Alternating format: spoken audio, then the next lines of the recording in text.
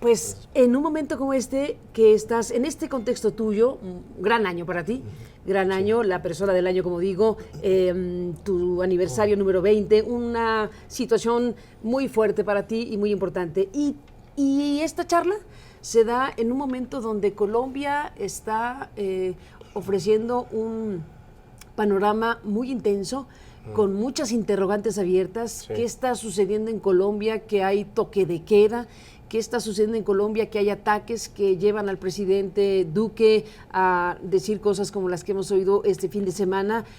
Hay miles y miles de personas reclamando. ¿Cómo ve Juanes este momento? Bueno, yo lo veo como un momento histórico muy importante. Sin duda que lo es. Es una oportunidad gigante para que el país, para que nos podamos mirar a los ojos y reconocernos. Yo creo que lo que está pasando es el resultado de una indignación histórica, ¿me entiendes? Yo diría que casi desde la colonización, pero que hoy en día se ha materializado por muchas razones. Una de ellas, obviamente, por la información, porque yo creo que hoy en día tenemos muchísimo más acceso a la información y nuestro imaginario, obviamente, ha cambiado, ¿no? Lo que estamos viendo en toda Latinoamérica de alguna forma se conecta con la realidad colombiana, también la desconexión, digamos, de los que legislan, de los políticos con la ciudadanía, con el pueblo. Yo creo que esa misión de la política, que es conectar a la gente con el pueblo, está muy distorsionada, y toda esa situación pues ha llevado, ¿no?, a momentos de actualidad que nos han indignado a todos en Colombia por muchas razones, diferentes aspectos y situaciones concretas que han pasado muy duras, y el pasado. La injusticia social creo que ha llevado a que la gente se despierte, y yo sinceramente lo celebro muchísimo. Creo que lo que pasa es muy importante. Obviamente también deplorar esa violencia que ha sucedido por algunos grupos muy pequeños y gente que ha querido como aprovecharse de la situación, pero realmente la esencia de esa marcha en Colombia es súper importante. Fíjate, Juanes, hablando tú del pasado en este momento, estás presentando tu nuevo disco. Así es. Y estás mezclando futuro, pasado, sí. Y en tu obra musical también. Sí, también, es un álbum en el que yo ¿Cómo se llama tu álbum? Más futuro que pasado. Fíjate qué frase es esa, sí. Más futuro que pasado, y me has hablado hoy de los 500 años atrás. O sea que estamos cruzando tiempos. Y en el álbum también, porque la verdad es que voy hacia el pasado, porque busco en el folclore, en la raíz de la música popular latinoamericana, como la cumbia, el vallenato, la huasca, que es más de mi región, y también lo miro desde la perspectiva hacia el futuro, trabajando con amigos, productores que vienen de otros géneros distintos al mío, y bueno, mezclando todo eso para proyectarme y hacer algo diferente.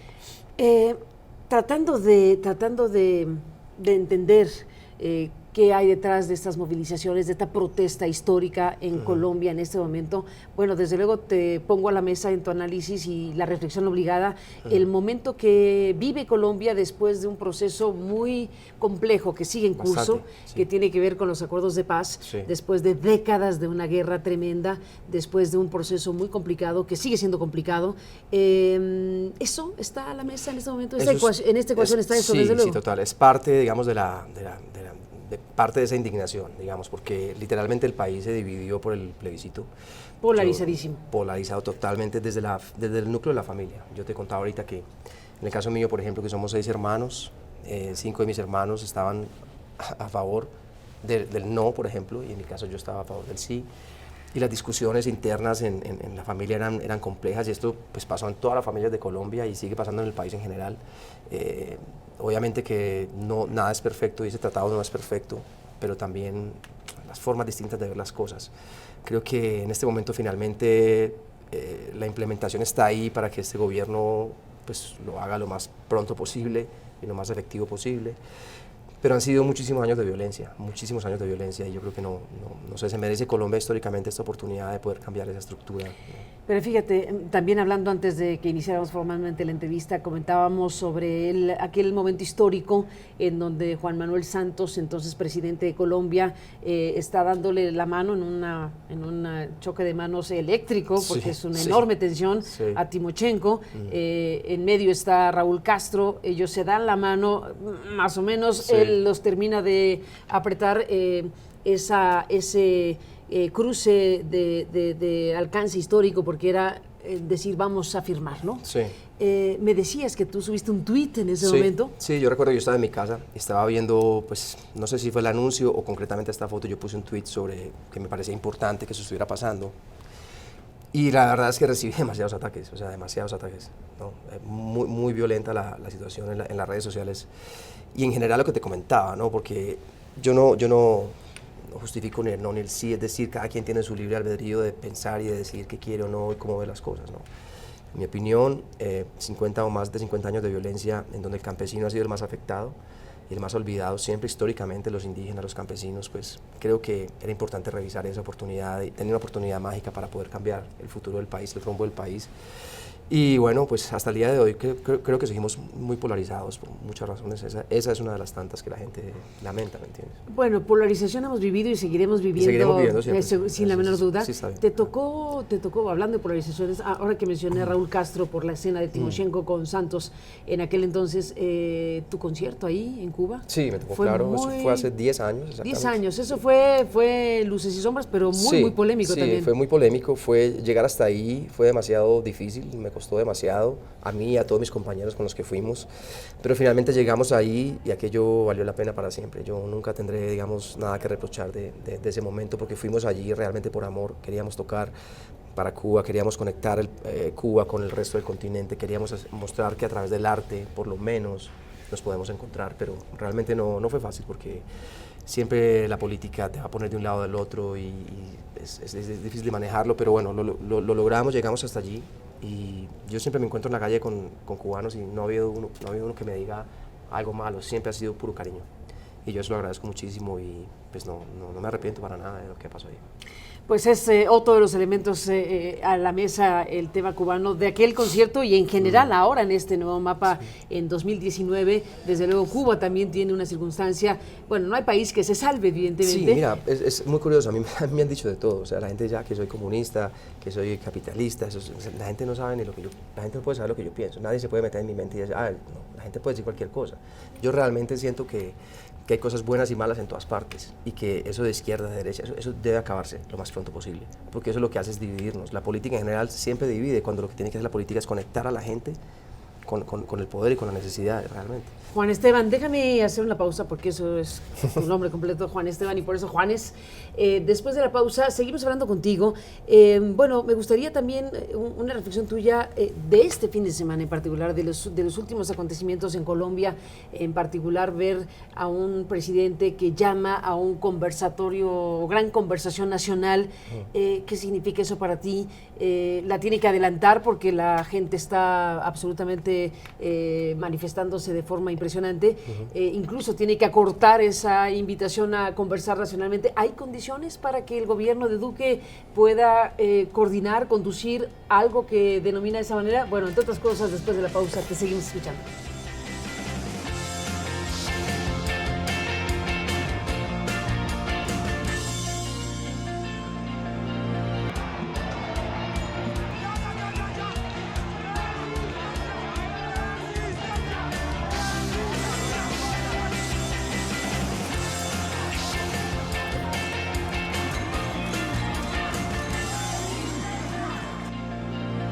Regresamos, Juanes, en esta conversación. Hablaba yo de la conversación nacional a la que convoca el presidente Duque, Iván Duque. Ayer empezó en Bogotá, literalmente lo que es este intento de sentarse a la mesa y decir qué hacemos frente a lo que está pasando en Colombia.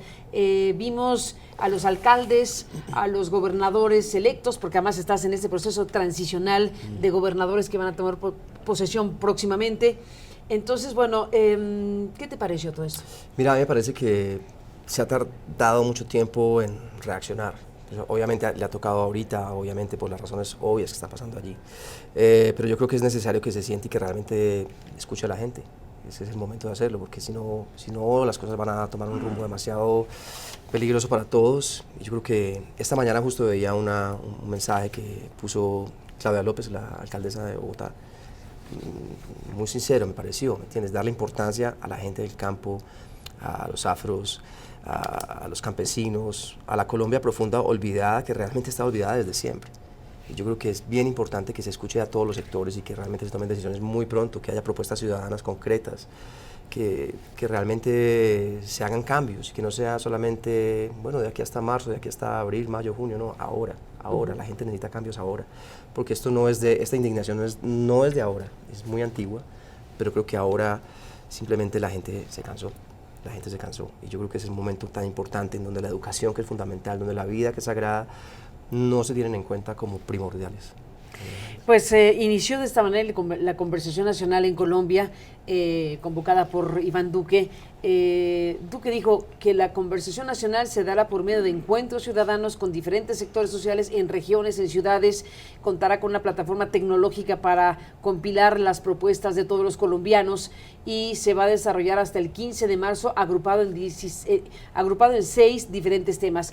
Vamos a ver si logra realmente conducir una protesta nacional a través de conversaciones. ¿Tú qué piensas? Sí, bueno, yo creo que es un comienzo y hay ciertos personajes que ha nombrado el presidente allí, que son personas que son, digamos, más neutras y realmente personas importantes allí que van a estar en la comunicación, entonces ojalá que esto les sirva. ¿Por dónde ve el asunto desde tu punto de vista, Juan? Es claro que en una cuestión de esta naturaleza hay muchas protestas, hay muchas reivindicaciones por lograr, hay muchas cosas.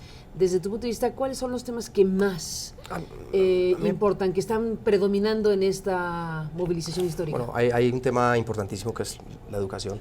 La educación. La inversión que se le hace a educación, aunque el gobierno hizo algunas negociaciones hace unos pocos meses con los estudiantes, todavía no es suficiente. Yo creo que eso es algo fundamental. O sea, ¿dinero para la educación? Sí, dinero para la educación. ¿O cambio en la estructura de gobierno? Yo creo que es dinero para la educación. Dinero sí, para la sí, educación. Sí, sí. Y de alguna forma tiene que haber cambio también, porque es que el mundo ha cambiado mucho y yo creo que también la educación tiene que ir cambiando con el mundo, como va. Hubo un tema muy desagradable, muy fuerte, un bombardeo que hicieron hace poquito a un guerrillero donde mataron más de 8 niños. Eso estuvo oculto y se supo un mes o 2 meses después. Renunció el ministro, ¿no? Renunció el ministro. Bueno, hasta que se enteraron los colombianos. Eso es bastante... a mí me dio mucha rabia, sinceramente. Es que no puedes matar a 8 niños por capturar a un tipo, por matar a un tipo, ¿me entiendes? Yo creo que esa no es la manera, pero bueno, en fin. Son y el cosas ocultamiento fue muy ofensivo. Y ocultarlo es muy ofensivo. Creo que lo que hablábamos anteriormente también, el tema de los trabajadores, de los sueldos de los jóvenes, de las pensiones, del acuerdo de paz, que como ya está el marco jurídico, pero que la implementación ha sido muy lenta, porque este gobierno comenzó, digamos, de plano diciendo vamos a destruir este acuerdo, esto no está bien y vamos a cambiarlo. Todo eso genera mucha indignación de una parte, de un sector de la población. Yo creo que todo eso se suma, ¿me entiendes? Se suma también a una conexión con lo que está pasando en Chile, en Ecuador, en Nicaragua, en Venezuela, en toda Latinoamérica, pues que de alguna manera hace como despertar una conciencia colectiva y por eso yo te digo que es una oportunidad histórica importante, pero hay que saber aprovechar para que... ¿Cómo imaginar, echemos a andar la imaginación, Juanes, cómo imaginar una América Latina en los próximos años si todo lo que estamos viendo de irrupción social y política, al final de cuentas, se traduce en una mejor circunstancia? ¿Cuál es nuestro mundo ideal? Sí. Tú que eres músico, bueno, compositor, no imagina sé. Cosas. Bueno, la corrupción en Colombia, por ejemplo, ha generado muchísima rabia, ¿no? La corrupción, porque todos los impuestos se los roban, se los han robado, muchas historias de corrupción muy profundas y muy dolorosas. El tema, por ejemplo, de las políticas de las drogas, por ejemplo, también es otro tema que realmente tiene que replantearse. Eso tiene que volverse un asunto de salud pública. No pueden seguir diciendo y combatiendo con más violencia la droga, porque eso no va a funcionar ni aquí en México, ni en Colombia, ni en ningún lado. Muchos muertos se han puesto. Muchos muertos, el consumo de la cocaína, la droga sigue en el mundo, pero Colombia, México ponen la sangre. Eso tiene que cambiar, ¿me entiendes? Entonces la política como tal, los políticos como tal tienen que reinventar su discurso y su manera de hacer, la misma forma de hacer política, tiene que ser una vocación. No puede ser algo que se haga para el ego, para conseguir beneficios para el beneficio personal de cada uno de ellos. Yo creo que eso definitivamente tiene que cambiar. Me decías antes de iniciar otra vez en la conversación previa que habían determinado las autoridades colombianas prohibir la aportación y consumo mínimo de drogas? Sí, ya en el año 96 creo se había firmado pues el derecho a que la persona podía andar en la calle con una dosis mínima, pero hace unos 2 o 3 semanas el presidente firmó para que eso se cancelara y quedara otra vez totalmente prohibido. Ni siquiera las dosis mínimas. Ni siquiera. La gente que está enferma tiene que ir a recibir ayuda. Eso tiene que ser un tema de salud pública. Y no se puede reprimir y llenar las cárceles de gente que consume drogas, eso está mal. Yo creo que en este momento, por ejemplo, los líderes sociales la mayoría, o si no todos, han sido asesinados por las mismas mafias colombianas de la droga y las mafias mexicanas, porque ahí está el cártel de Sinaloa, está metido allá. Entonces eso no va a parar nunca, ¿me entiendes? No hay una forma real de parar eso, tiene que ser cambiar